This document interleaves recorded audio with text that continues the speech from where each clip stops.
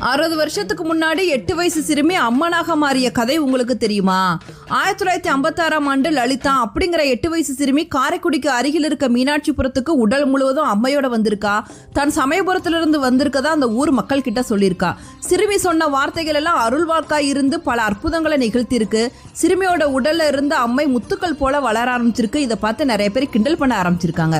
ஒரு நாள் தன்னை கிண்டல் பண்ணவரை பார்த்து, உங்க வீட்டு கிணத்தடியில தக்காளி செடி இருக்கு, அதுல தக்காளி பழம் முளைச்சிருக்கு, அதை கொண்டு வா அப்படின்னு சொல்லியிருக்கா. எங்க வீட்டுல தக்காளி செடியே இல்லையே அப்படின்னு சொல்லிட்டு அவரும் போய் பார்த்திருக்காரு. அப்ப கிணத்தடியில ஒரு தக்காளி செடி புதிதாக முளைச்சு அதுல தக்காளி பழம் இருந்திருக்கு. அதை கொண்டு வந்து அந்த தெய்வ சிறுமி கிட்ட கொடுத்து ஆசீர்வாதம் வாங்கியிருக்காரு. அன்று முதல் பக்தர்கள் அம்மனுக்கு காணிக்கையாக தக்காளி பழத்தை கொடுத்திருக்காங்க. ஒரு நாள் அந்த தெய்வ சிறுமி, நான் மகமாயாக இதே இடத்தில் இருந்து அருள் பாலிப்பேன் அப்படின்னு சொல்லிட்டு அதே இடத்தில் முக்தி அடைந்தால் அந்த தெய்வ சிறுமிதான் முத்து மாரியாக கருதி மக்கள் வழிபடுகின்றனர்.